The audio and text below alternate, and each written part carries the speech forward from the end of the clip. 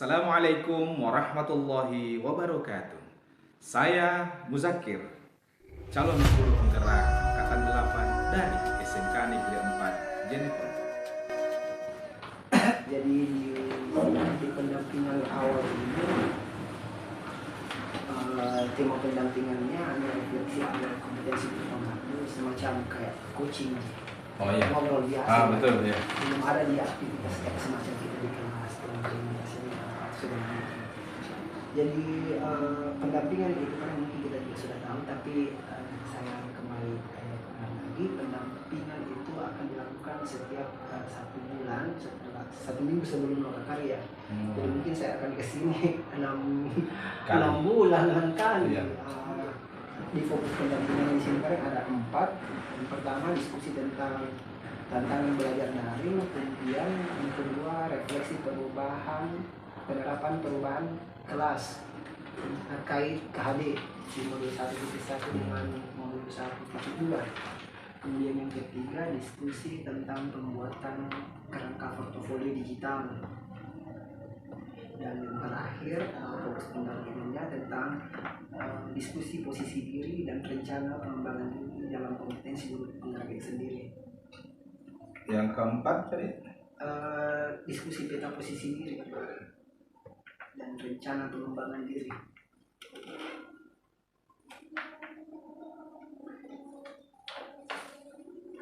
Ini saya 2 hari yang lalu saya baca-baca jurnalnya teman-teman CGP. Sempat saya baca semua, bahkan saya komen kan. Saya masuk di Anuta. Sebenarnya saya juga baru tahu saya panggil di Mappa saja. Tidak jelas di Mappa. Ya. Tapi saya tertarik satu di situ kita tuliskan kan. Kita kayak kembali menemukan jati diri. Iya. Itu yang menarik. Artinya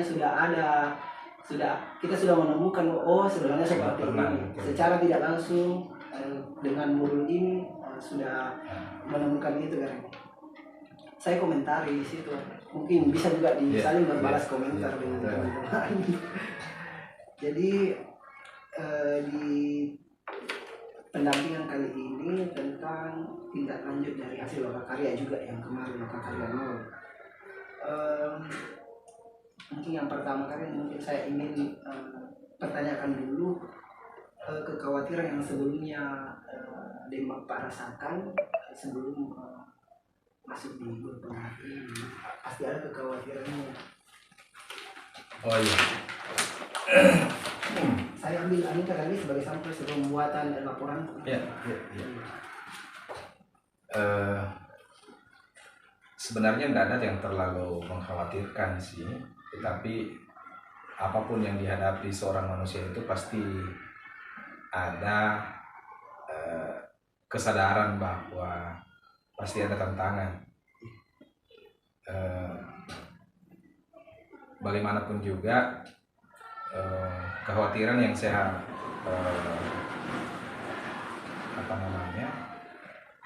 kekhawatiran yang saya hadapi hanya di sekitar wilayah pengaturan aktivitas saja. Ketika ada aktivitas rencana kegiatan yang bertabrakan antara CGP dengan aktivitas-aktivitas yang lain. Iya, itu saja di pengaturan waktu. Kalau masalah mengenai tugas, mengenai pengetahuan, saya tidak pernah khawatir tentang itu. Karena saya pikir guru ini sudah menjadi pilihan bagi kita dan tidak ada lagi jalan untuk mengatakan mau kembali. Sekali kita memilih guru ini sebagai tugas pokok, maka harus kita teruskan dan kerjakan secara profesional. Karena itu kita sebagai guru harus mengembangkan mindset itu, menumbuhkan mindset kita yang saya istilahkan dengan grow mindset. Nah, di dalam grow mindset itu pertama kita harus punya tekad tekad, kemauan. Yang kedua, harus berani menerima tantangan. Harus berani menerima tantangan. Apapun nanti yang akan kita hadapi di CGP, harus berani dijalani itu. Untuk modal keberanian itu bisa lahir, tentu mau belajar. Jadi 3 indikator ini saya jadikan jalan untuk itu. Sehingga saya pikir tidak ada kekhawatiran yang terlalu signifikan menurut saya dalam menghadapi mengikuti CGP ini. Cuma persoalan waktu kan? Ya, persoalan waktu saja. Tidak ada yang berarti begitu, tidak terlalu signifikan. Kemudian harapan-harapan yang sudah terwujud setelah 1 bulan terakhir ini, setelah kita mempelajari 2 modul 1.1 dan 1.2 itu. Itu yang saya bahasakan di jurnal saya, bahwa ternyata apa yang selama ini pernah saya temukan dan sempat hilang beberapa dekade itu kembali. Jati diri saya sebagai seorang pendamping dan penuntun, karena terus terang dulu memang saya pernah di banyak organisasi yang saya geluti menjadi pendamping sebaya,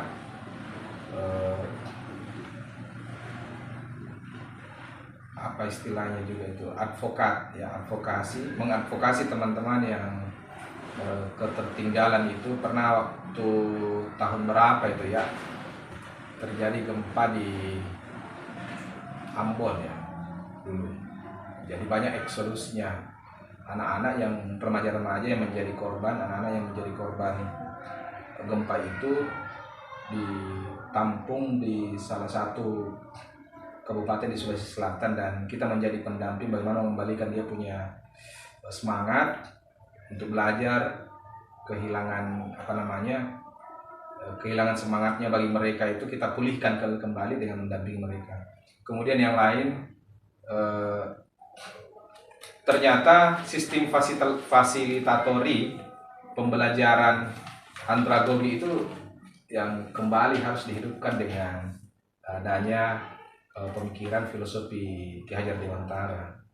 Makanya saya bilang, kayaknya saya terlahir kembali dengan adanya dengan pemikiran-pemikiran yang kembali Ki Hajar Dewantara ini. Saya semacam switch kembali, match kembali dengan apa yang ada di otak saya, yang ada di pikiran saya. Terkait dukungan kepala sekolah atau rekan guru di sini selama kita mengikuti pembelajaran secara daring itu sendiri, bagaimana? Teman-teman mengerti dan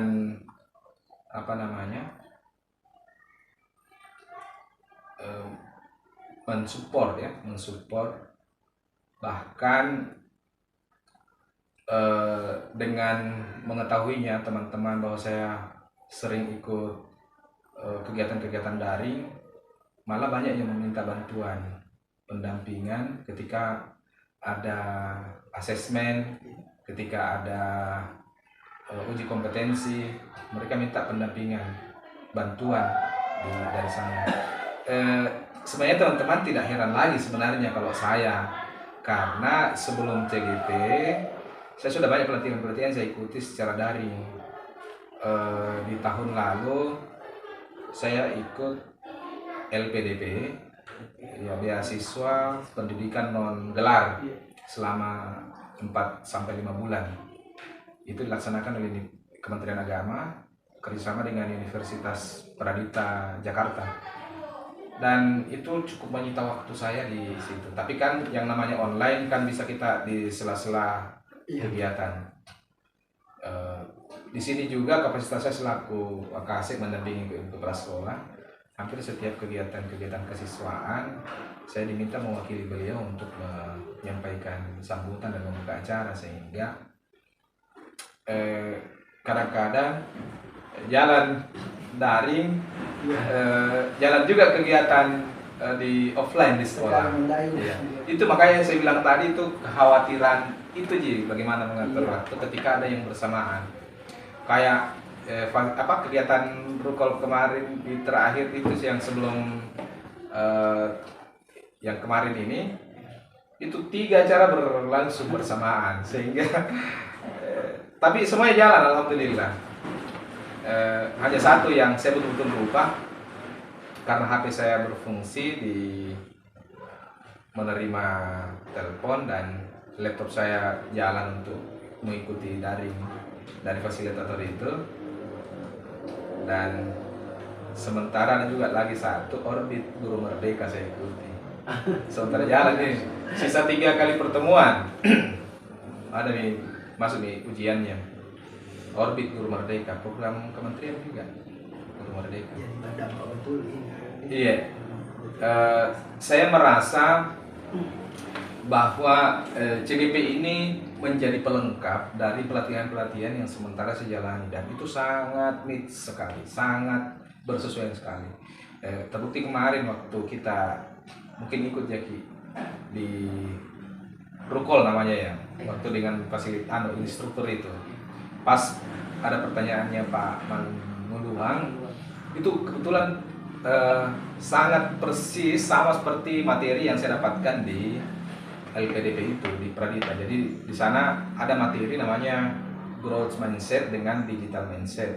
Guru kedepannya harus memiliki 2 itu. Nah, untuk mendapatkan growth dan digital mindset itu syaratnya 3, kompetensi pribadi, kompetensi komparatif, dengan kompetensi kolaboratif. Dan ini kompetensi bersyarat, syarat berjenjang. Tidak bisa komparatif kalau tidak ada kompetensi pribadi. Begitu juga hanya dengan kompetensi kolaboratif. Nah, pas yang ditanyakan Pak Manguluang itu kolaboratif, saya bilang langsung kesempatan jawab ini berbagi. Jadi menjadi pelengkap yang luar biasa dari pengalaman dan pengetahuan yang saya sementara jalani. Itu harapannya. Kayaknya Pak, pertanyaan randomnya kemarin kayak mengambil semua anunya karena berdampak semua. Iya. Saya kayak sekali mau pertanyakan tapi nggak apa-apa. Iya, saya aja. bukan Iya, karena iya. ini laporanku juga. Iya, Pak. Iya. Jadi ini karen terkait juga di modul 1.1 dengan 1.2 berdasarkan pembelajaran filosofi pendidikan yang sudah Bapak pelajari, apa perubahan yang sudah dilakukan terutama di ruang kelas itu sendiri? Kalau di ruang kelas sih kan sementara kita jalan ini belum pernah ada proses pembelajaran. Iya, karena sementara libur. Tetapi bukan berarti bahwa filosofi Ki Hajar Dewantara itu tidak jalan. Tetap berpihak pada murid itu kan bukan hanya pada praktik di kelas, tetapi di seluruh aspek program kegiatan yang kita jalankan, termasuk di dalam pengambilan keputusan dan kebijakan di sekolah. Posisi saya sebagai wakil kepala sekolah di bidang kesiswaan menyelenggarakan PPDB. Di PPDB itu tentu kita harus membuat kebijakan-kebijakan, membuat teknis pelaksanaan penerimaan peserta didik baru yang berpihak pada murid. Kan? Bukan hanya di dalam pembelajaran, keberpihakan pada murid itu bukan hanya di pembelajaran menurut saya, tetapi mulai dari mulai dari penerimaan peserta didik baru, pendaftaran itu kita sudah harus berpihak pada peserta didik. Caranya gimana? Praktisnya gimana? Ya mungkin kemarin dan tadi juga kami sudah contohkan ke teman-teman bahwa begitu calon siswa kita datang, kita harus melayaninya dengan baik. Itu kan sudah berpihak kepada murid. Kita memberikan bantuan, kita memberikan pendampingan kepada mereka dengan pelayanan yang baik, supaya mereka merasa begitu masuk di sini belum pagi jadi siswa sudah dilayani dengan baik. Ya seperti itu saya kira. Jadi secara tidak langsung terjawab ini pertanyaan selanjutnya ini Pak. Yeah. Jadi apa saja pembelajaran yang didapatkan dari modul ini yang mendorong Pak Musakir itu sendiri melakukan perubahan?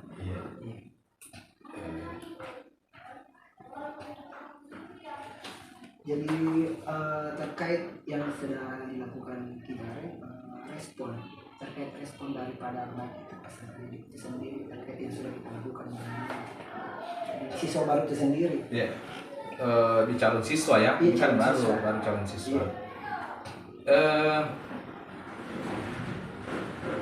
Dengan adanya pelayanan,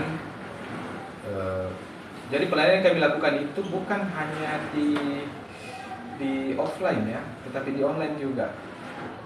Di online juga karena saya sendiri membuat grup calon siswa,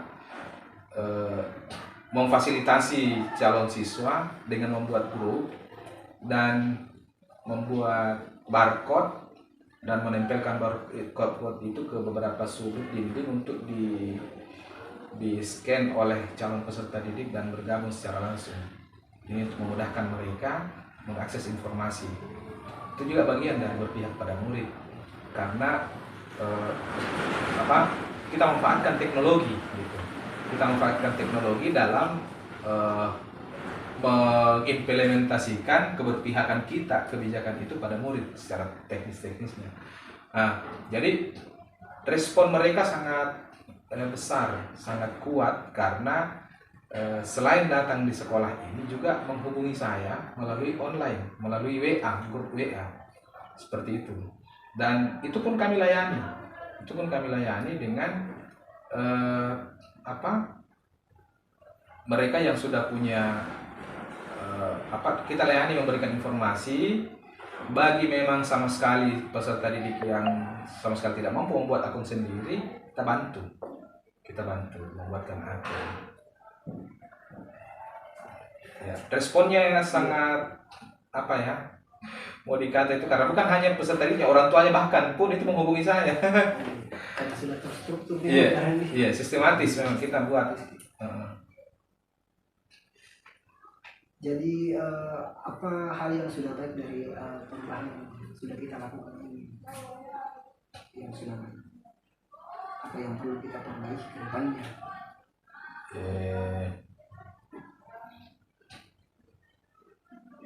Hal yang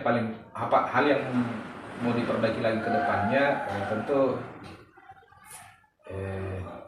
ada beberapa.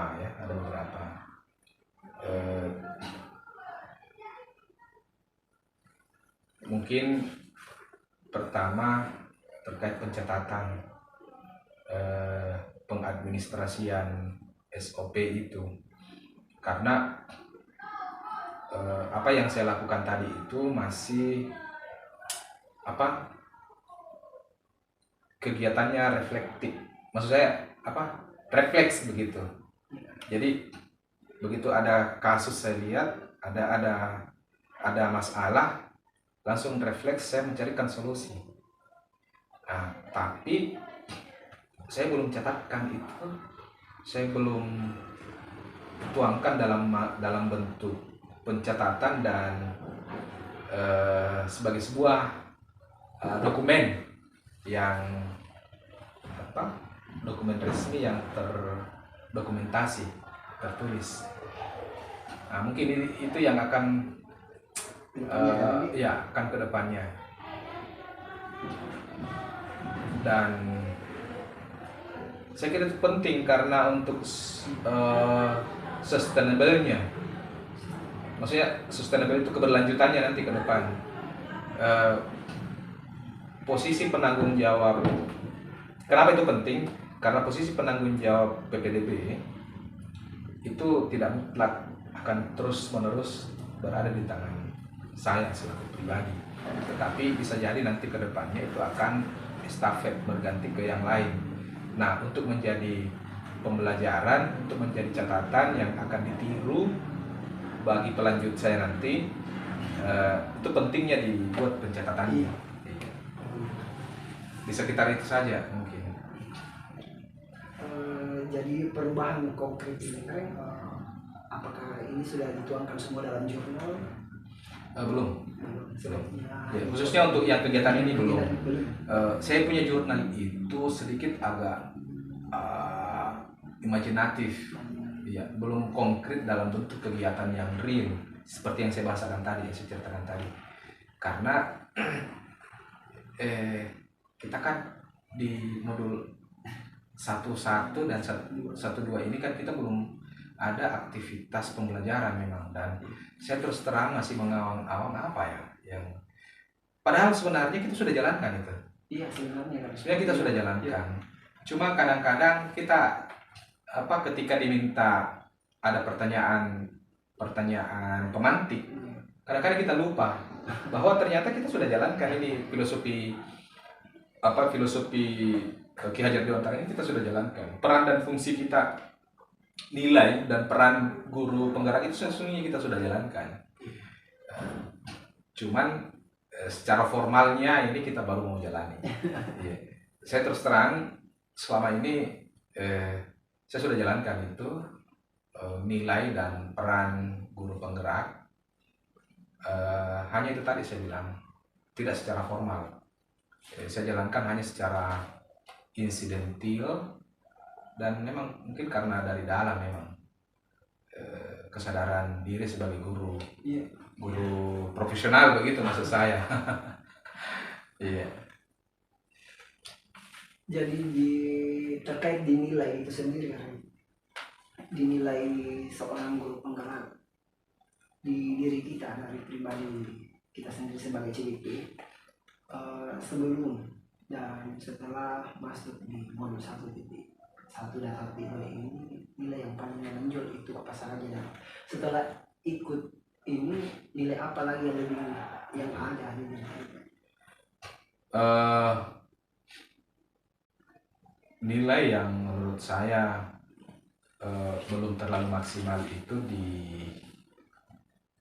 berpihak pada murid ya. Saya belum maksimal di dalam pembelajaran ya, termasuk dalam keseharian. Kenapa? Karena saya melihat kondisi kita di kampung ini,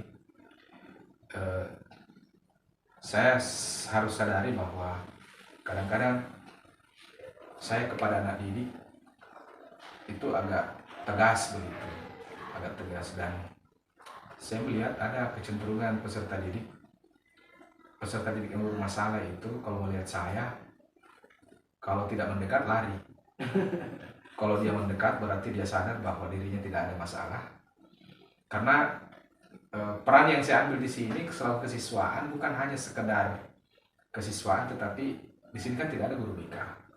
Di sekolah ini tidak ada guru BK yang betul-betul ahli BK, sehingga kami punya peran selain sebagai wakasek guru mata pelajaran, juga berperan sebagai guru BK karena menegakkan disiplin. Makanya tapi sebenarnya sih kalau ditelusuri lebih mendalam, saya justru malah berpihak pada murid. Kenapa? Karena saya sayang sama peserta didik itu, sehingga saya tegur. Nah, kadang-kadang ada peserta didik yang tidak mau ditegur, malas ditegur, malah malas disalahkan, meskipun sebenarnya dia salah. Mungkin cara saya yang kurang tepat barangkali. Itu ya untuk berpihak pada murid. Tapi sesungguhnya saya berpihak pada murid karena saya peduli. Ketimbang ada beberapa guru, meskipun melihat peserta didik melanggar tata tertib, tidak ditegur, cuek saja. Mungkin dia pikir bahwa itu bukan tugas saya atau gimana. Tapi yang pasti bahwa yang namanya guru membimbing, menuntun, mengarahkan peserta didik itu adalah tugas utama, dan bukan tugasnya hanya di dalam kelas, tapi luar kelas juga itu harus dijalankan. Nah, itu ya yang bagian dari nilai berpihak pada murid. Nah, kemudian nilai kolaboratif. Alhamdulillah saya sendiri sudah berkolaborasi bukan hanya kepada siswa, tetapi kepada teman guru, khususnya di komunitas kami di Guru PAI. Saya diamanahi oleh teman-teman sebagai guru ketua asosiasi guru PAI di Kabupaten Jeneponto, dan khusus untuk di tingkat SMA SMK, khususnya SMK ya, saya diamanahi sebagai ketua DPP Provinsi Sulawesi Selatan. Untuk di SMA SMK sebagai sekretaris. Karena itu saya memfasilitasi teman-teman untuk berkolaborasi, mengembangkan diri. Khusus untuk di AKPAI, Saya melaksanakan pendampingan untuk ikut pretest PPG dengan P3K teman-teman guru PPG. Bahkan saya tembus sampai ke penentu kebijakan di Dinas Pendidikan dengan DPRD untuk memfasilitasi teman-teman, memperjuangkan teman-teman untuk bisa memperoleh pembiayaan PPG, dan itu berhasil tahun lalu kami laksanakan. Iya. PPG di kemana gini karena di? Iya, Kementerian Agama PPG. Di Kemenak itu sistem PPG memang dalam jabatan atau? Dalam jabatan bagi guru, iya. Kan dalam jabatan itu kan memang beasiswa. Betul. Biaya pemerintah. Ya, Pemerintah. Hanya saja di Kementerian Agama itu biaya pemerintah pusat itu terbatas, sementara daftar tunggu banyak sekali yang sudah pretest dan dinyatakan lulus, tinggal menunggu anggaran cair. Nah, sementara dibuka peluang untuk pemerintah daerah, kan pemerintah juga sih. Pemerintah daerah, bagi pemerintah daerah yang sanggup membiayai guru PAI-nya untuk diklat, maka diberikan peluang. Untuk apa? Untuk mengurangi masa waktu menunggunya nih teman-teman. Karena kalau dihitung-hitung hanya 15 orang 1 tahun untuk biaya pusat. Sementara ada 200 orang yang berada dalam daftar tunggu. Kalau kita hitung-hitung berapa tahun baru bisa habis itu 200. Kalau hanya 15 orang yang bisa terpanggil setahun. Karena itu dengan adanya bantuan pemerintah daerah, maka kalau pemerintah daerah mampu membiayai 200 orang ini, maka 1 tahun itu juga sudah bisa ikut PPG semua. Gitu. Baru kan ini bukan tanggungan pemerintah daerah. Kalau mereka lulus menjadi guru bersertifikasi, maka yang membayarkan tunjangan sertifikasi itu Kementerian Pusat, bukan daerah, bukan beban daerah. Daerah hanya memberikan biaya pendidikan saja. Setelah itu yang bayarkan tunjangannya tiap bulan itu Kementerian Agama. Itu untuk nilai kolaboratif. Nilai inovatif, alhamdulillah, saya sudah banyak membuat video pembelajaran di di akun channel saya, sudah 200-an video yang saya buat. Tulisan. Iya, tambah tulisan itu. Ada tulisan saya di hari kelahiran Pancasila, saya punya tulisan yang dimuat di Hitako terkait tentang pelajar Pancasila, profil pelajar Pancasila. Itu kado ulang tahun saya untuk kelahiran Pancasila. Sekaligus sangat momentum kelahiran Pancasila itu sangat tepat sekali. Makanya dari hasil diskusinya teman-teman, saya kumpulkan tulisan-tulisan saya, komentar-komentar saya, hasil diskusi kita di ruang kolaborasi itu. Kemudian saya jadikan satu tulisan, lalu saya kirim ke sebenarnya awalnya itu 5 halaman. 5 halaman itu sebenarnya tulisan, tetapi karena bagian editor, bagian itu di majalah online itu, dia sampaikan, Pak, kita hanya batasnya 700 kata, 700 sampai 800 kata. Lebih dari itu tidak bisa dimuat. Saya bilang, saya coba edit lagi. Saya pressure sampai kurang dari 1000, saya bilang. Selebihnya atur nih, edit nih, saya kirim tulisan. Alhamdulillah dimuat itu di tulisan. Itu di inovasi ya. Kemudian terakhir di kemandirian. Ya. Reflektif ya. Reflektif itu aja. Kami kadang-kadang itu kehilangan jejak catatan saja di dalam semua proses yang harusnya itu kan ada jejak catatan, pencatatan. Saya kira umumnya orang mengalami hal itu. Kenapa perlu dicatat? Karena kalau dicatat itu gampang kembali diangkat dan bisa direfleksikan lagi kembali, dicarikan solusi dari persoalan-persoalan hambatan yang dihadapi. Itu kalau di reflektifnya. Kemudian di kemandirian, alhamdulillah bisa lebih menguatkan lah. Meskipun kami sudah lakukan kemandirian itu, tapi dengan bergabungnya di CGP ini, nilai itu insya Allah nanti akan dimaksimalkan lagi. Karena terus terang kami di MGMP, di Alpai itu, asosiasi itu semuanya swadaya, tidak ada bantuan dari pemerintah, tapi tetap bisa jalan. Beberapa kali saya fasilitasi teman-teman, kalau tidak bisa dilaksanakan offline, online itu jauh lebih irit dan murah biayanya. Iya. Dan saya punya akun Zoom yang berbayar, saya memang sewa setiap bulan bayar, hanya untuk memfasilitasi teman-teman yang butuh pendampingan.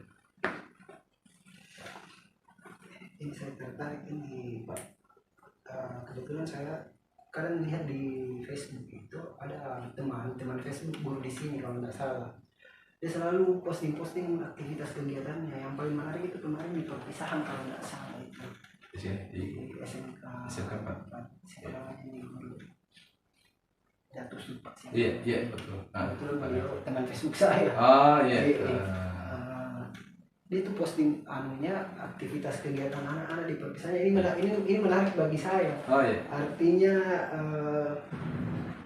ketika itu setiap tahun kan ini?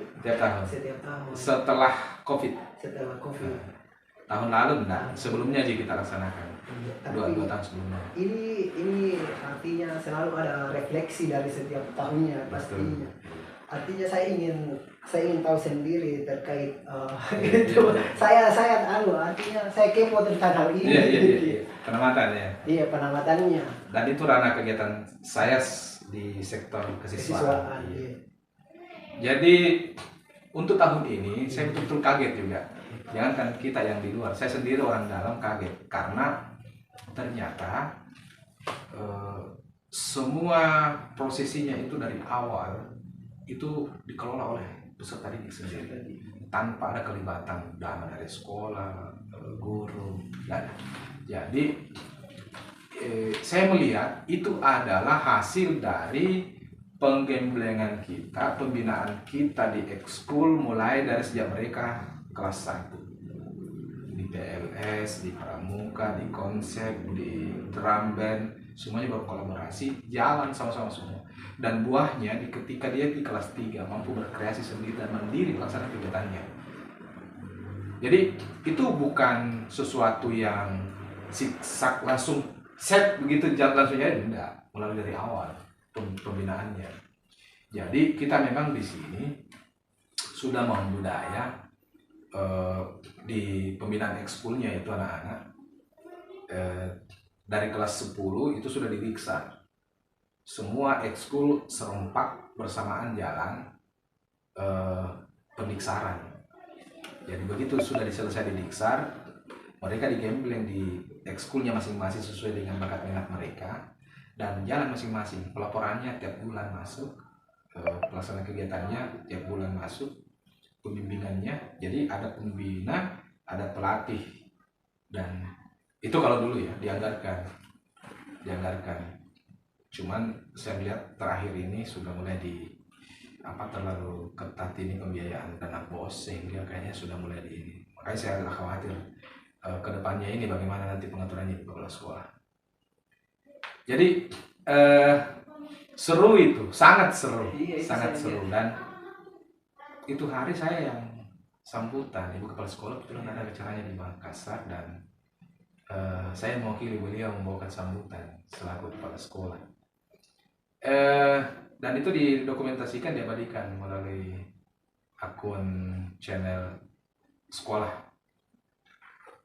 Iya, ada anunya itu. Ya, mungkin saya juga upload kegiatan dan hampir deh setiap momen-momen kegiatan kita di sekolah ini selalu ada diekspos. Makanya itu kalau di tingkat SMK, saya bukan berarti karena saya ada di sini lalu saya mengangkat ini, tapi coba makin tanya di semua SMK di Kabupaten Jeneponto kalau terkait tentang kegiatan kesiswaan ekskul, tanya maki pasti jempol kalau di SMK 4. Kemarin saya antar lagi 3 orang siswa kami, ketua OSIS ikut pemilihan duta budaya yang dilaksanakan oleh pemerintah daerah Jeneponto. Mungkin besok malam pengumumannya, mudah-mudahan ada salah seorang yang lolos. Saya dampingi. Ada juga satu orang guru pembina yang sementara mendampingi terus di sana. Iya. Karena kolaborasinya memang di sini. Iya, alhamdulillah. Kalau terkait di modul 1 saat ini kayaknya sudah rampung Pak. Di tahap selanjutnya di pembuatan kerangka portofolio digital yang pernah saya kirim itu. Kerangka portofolio digital. Ada beberapa contoh yang saya kirim portofolio digital itu kan di grup WA. Kalau tidak salah ada 4. Kemudian ada tata cara pembuatan portofolio digital yang saya kirim di situ. Jadi itu atau mungkin buat kita belum. Jadi batas waktunya itu enggak, portofolio digital itu kayak semacam tempat aksi nyata kita dituangkan. Oh, iya. Bisa enggak di blog, buat blog? Bisa dalam blog tapi dituangkan ke dalam portofolio digital. Artinya seperti ini kan, itu portofolio digital sebagai bahan pertanggungjawaban nanti bahwa kita adalah pernah masuk di pendidikan guru penggerak. Jadi semua tugas-tugas baik di modul 1 di 1 semuanya diupload ke portofolio digital itu sendiri. Jadi bisa dalam bentuk YouTube, dalam video atau gambar-gambar, itu semua ditaruh di portofolio digital. Ada beberapa saya kirim contohnya, ada 4 kan? Ada 4 contoh portofolio digital yang saya belum buka. Kayak banyak menarik di situ. Iya, dan itu penting karena itu yang akan dinilai di akhir. Jejak digital. Iya, itu yang akan dinilai. Kemudian ada tulisan-tulisan di dalam terkait siapa kita. Kemarin waktu Lokakarya Nol itu sempat saya gambarkan, menggambar satu benda yang mencerminkan diri kita dan yang mencerminkan sekolah.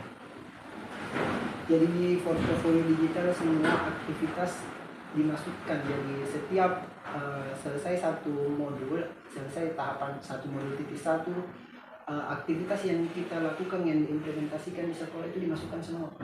Termasuk ketika saya dengan kita kan pendampingan itu bisa dimasukkan di sini sebagai aksi nyata kita, karena aksi nyata sekarang itu fasilitator itu suruh membuat ke jurnal, suruh mama kayak dituangkan dalam jurnal.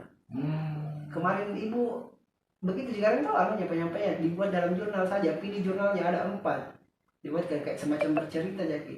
Tapi meskipun begitu kita tetap membuat aksi nyata secara yang kita dapatkan yang kita implementasikan di sekolah. Iya, baru kita upload masuk. Bisa langsung di YouTube. Mungkin bisa juga karena di situ di anunya bisa ya. Jadi portofolio digital itu wajib ada. Mengenai tugas-tugasnya bisa juga dulu disimpan di Drive. Oh iya. Tapi baru dimasukkan di portofolio digital. Ini ada aplikasinya ya? Di LMS portofolio enggak ada? Enggak ada kan, kita yang membuat sendiri. Ada di situ saya kirim tata cara membuat portofolio digital. Iya. Jadi itu sebagai bukti bahwa kita pernah melakukan pendidikan guru penggerak, dan bukti online ceritanya kan. Jadi bukti offline bisa kita berupa dokumen, jadi dokumen tugas-tugas yang kayak semacam kertas-kertas begini kita bisa masukkan ke dalam map, bisa dilihat. Oh iya, saya belum rampungkan, saya belum itu saya beritahukan supaya kita nanti tidak kewalahan karena tugas-tugas itu setiap hari deh dan saya lihat ini Senin sampai Jumat ya. Tapi saya tuh rata-rata tugas-tugas saya tetap buat di Word, atau kalau bukan di Word di PowerPoint, kemudian saya PDF kan, dan itu yang saya upload. Sehingga maksud saya kenapa saya lakukan seperti itu, supaya ada filenya yang tersimpan di laptop. Bukan hanya di laptop ya, saya buat Drive memang, yang sifatnya online, sehingga ketika saya tidak bawa laptop, boleh saya akses melalui HP, drive melalui HP kan. Kalau di drive kan bisa di mana-mana, yang penting ada jaringan internet.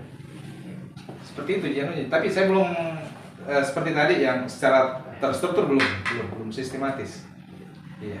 Iya, meskipun begitu kan anunya ini sekedar saja. Kayak ini kemarin rata-rata kita PDF kan. Rata-rata kita PDF kan, kayak semacam tugas di modul 1 pemahaman KHD itu kita PDF kan. Iya.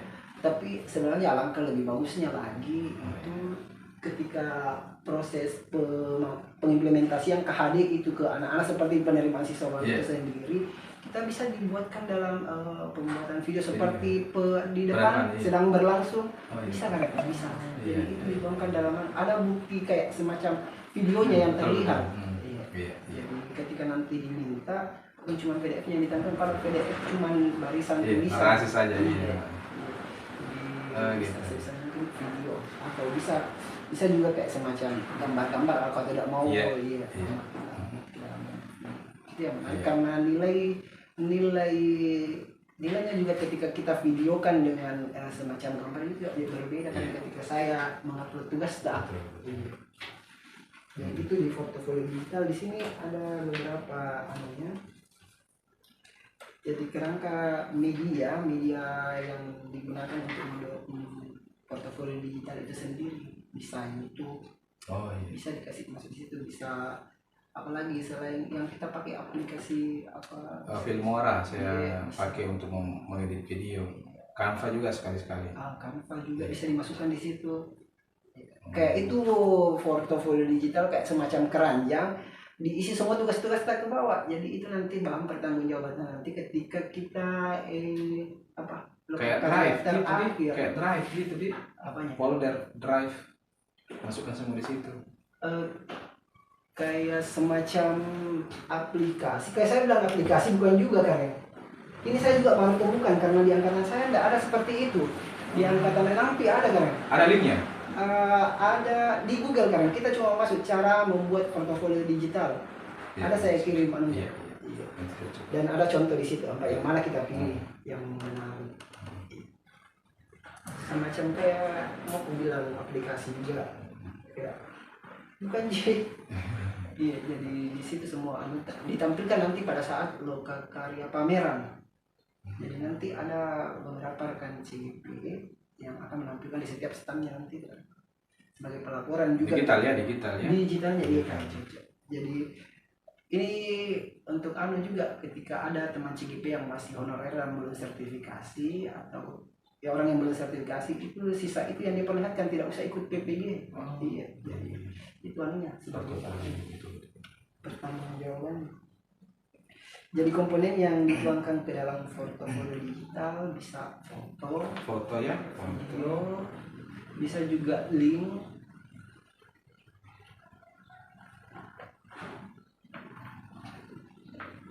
maksudnya yang mana kita Kemudian bentuk penyajian portofolio digitalnya itu kita jangan atur contohnya di situ semenarik mungkin. Kemudian yang terakhir di sini dalam pembuatan portofolio digital, kita sebaiknya mengikuti panduan. Memang harus mengikuti panduan yang saya kira ada kirim itu kan.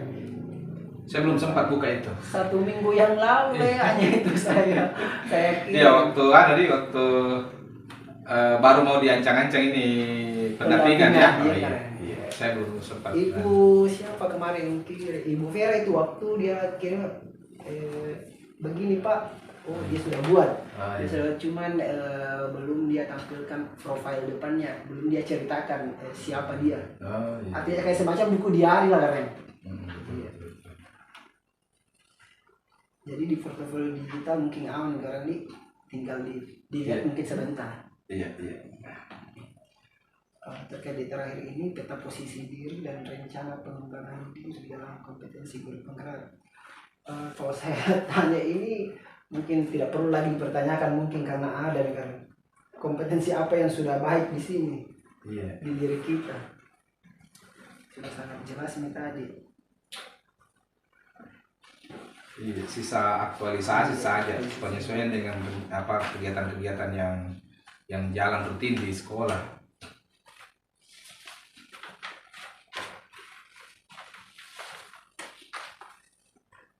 Kalau rencana pengembangan diri, maksudnya ini pengembangan diri kayak pelatihan-pelatihan begitu ya? Ya, rencana pengembangan diri ke depan, apakah nilai kolaboratifnya, apakah ketika kita melibatkan teman-teman, umpama dalam, kalau di SD itu kita ada KKG, kita buatkan lagi KKG kecil di sekolah, semacam Iya, iya. Ya, saya rencana ini mau adakan sebelum masuk tahun ajaran baru. Ini kan menjelang. Tadi saya sudah bahasakan ke teman-teman guru PA. Di sini kan guru PA itu ada 6 orang. Mereka masih banyak yang baru. Ada yang honorer, ada juga yang baru masuk. Rencana kami mau adakan MGMP khusus untuk lingkungan ini karena mau penyusunan perangkat pembelajaran termasuk penyusunan silabus. Karena saya melihat di KIKD itu perlu ada pemetaan, ya perlu ada, karena terus terang banyak orang bertanya-tanya. Bagi mereka yang belum bergabung di guru penggerak bertanya-tanya, loh kok selalu ya ini Ki Hajar Dewantara yang di saya luruskan dan ketika saya menyampaikan 5 nilai dan 5 peran guru tersebut itu baru mereka sadar, iya ya memang betul harusnya seperti itu. Jadi saya bilang orientasi guru penggerak ini bukan hanya kurikulum, tetapi lebih kepada personality guru itu yang mau dikembangkan, mau ditumbuhkan. Seperti itu. Jadi mungkin di sesi terakhir ini terkait refleksi. Saya juga penting mengambil data dari kita kan terkait refleksi pembelajaran atau ide baru yang kita dapatkan terkait pendampingan kita hari ini. Mungkin bisa dipaparkan. Ide baru. Tentu yang pertama itu tadi yang saya sadari tadi itu pencatatan terhadap solusi-solusi dari permasalahan yang muncul yang sifatnya refleksi reflektif refleks gitu ya. Itu yang pertama.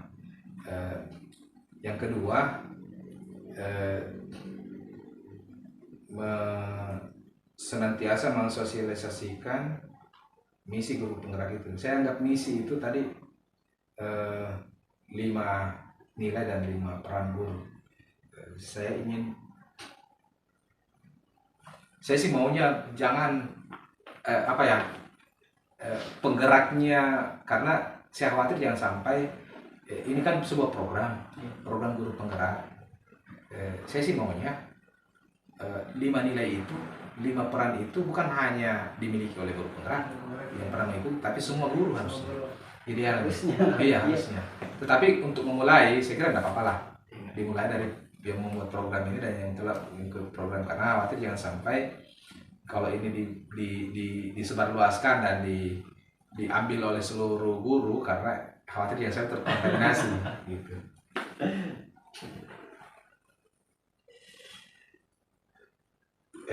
Ketiga, saya ini mengalir saja Pak Muhtar. Saya ini mengalir saja. Saya ingin di setiap kegiatan rutin yang saya lakukan dalam program-program kami, dalam keseharian kami, baik itu internal sekolah maupun pengembangan profesi ke teman-teman, saya ingin memasukkan semua kelima nilai dan peran ini.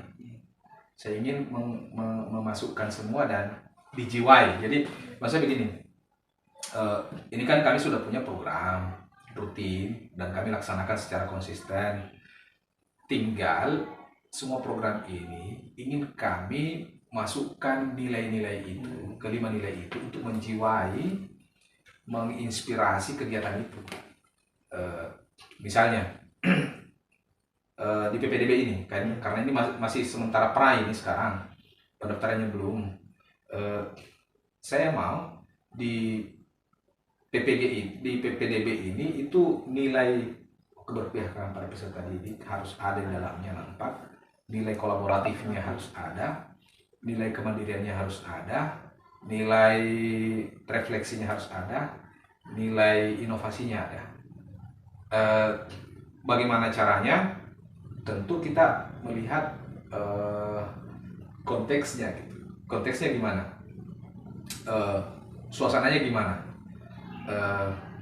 Apakah itu masuk ke nilai apa di situ nanti? Lalu kemudian untuk aktifnya itu kan perannya panitia ini kan keterlibatan guru-guru semua.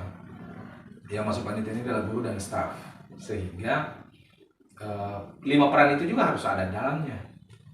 Pertama, sebagai pemimpin pembelajaran. Apapun yang kita lakukan, kita ini harus berperan sebagai pemimpin pembelajaran, karena kita ini kan berada di lingkungan pendidikan, sehingga apapun yang kita lakukan itu menjadi pemimpin. Karena kenapa? Setiap kita ini pengatur, pengelola, manajerial, kemudian penggerak kolaborasi. Jadi teman-teman ini tidak bisa jalan satu-satu, tidak bisa jalan sendiri-sendiri, harus berkolaborasi. Makanya ada tim, ada kepanitiaan. Begitu juga dengan peran-peran yang lain yang ada di peran 5 peran berpenggerak itu. Jadi agak susah memang Pak Mukhtar. Susah mengambil satu sampel bentuk kegiatan itu, karena saya ingin mengalir saja sesuai dengan kegiatan yang saya hadapi sehari-hari. Ya, sehingga istilahnya semuanya masih sebatas konsep gitu. Nanti dijalankan baru oh iya ya, di sini letaknya, di sini munculnya itu nilai seperti itu. Iya, tapi ketika kita ambil nanti kan kita memasukkan 5 nilai itu, dan kalau seumpama kita ambil video ini ceritanya, yeah, video mungkin bisa juga dianukan di dalam, karena tidak semua yang melihat video itu tidak bisa membaca yang di sini titik letak nilai keberpihakannya, di sini kolaborasinya itu mungkin sedikit ada penegasan ya, ada penekanan ke situ, kecenderungan bahwa nilai ini yang ada di sini, dan bisa jadi satu kegiatan itu masuk 5 nilai di satu kegiatan itu. Iya betul. Nah, nanti saya akan coba. Ada namanya stressing ya, stressing di setiap tahapan itu. Iya. Di sini yang kedua kan terkait apa yang sudah baik dan yang perlu mungkin diperbaiki terkait apa pendampingan kita hari ini. Iya, salam masuknya. Oh iya. Lihat sih Bang, kita apa sih? Iya. Kalian minum nggak Adit? Kasih banyak. Perlu dipertanyakan bisa bagian refleksi saya juga. Iya. Yang sudah baik dan yang perlu diperbaiki dalam pendampingan ini. Yang sudah baik, saya kira pelayanannya Mami ini kapan ya? Konsumsi sama Mami kurang baik.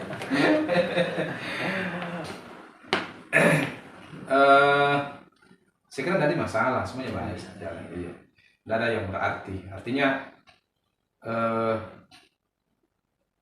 pendampingan ini berjalan apa adanya dan sesuai dengan petunjuk yang ini.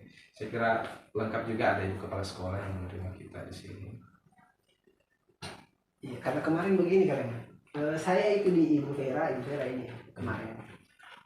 Untuk mungkin saya pertanyakan ini, untuk mungkin di pendampingan berikutnya bisa begini Pak ya, di anak cara membuat teman-teman guru cara membuat jurnal begini bisa bisa sangat bisa, tapi kita memang mempunyai struktur, ada memang dari pihak BBGP di setiap pendampingan itu apa tujuan kita, apa yang akan kita sampaikan ke CGP, jadi tidak sembarang. Ada memang urutan anunya, tapi kalau persoalan seperti itu mungkin bisa didiamkan. Makanya selalu ada refleksi semacam ini, dipertanyakan apa yang sudah baik dan apa yang ingin diperbaiki ke depannya. Jadi kalau saya hari ini bincang-bincang kita hari ini karena kayak mendukung semua nih kayak karena kita juga mendukung karena di bagian kesiswaan, jadi itu sangat mudah sekali untuk bagaimana membangun kolaborasi dengan teman-teman guru di sini, apalagi saya juga kepala sekolah tadi. CGP-nya pasti dia Ah, sedikit alhamdulillah. gambarannya tentang bagaimana. Demikian apa yang kami sampaikan. Kurang dan lebihnya mohon dimaafkan. Billahi fisabilillah. Wassalamualaikum warahmatullahi wabarakatuh.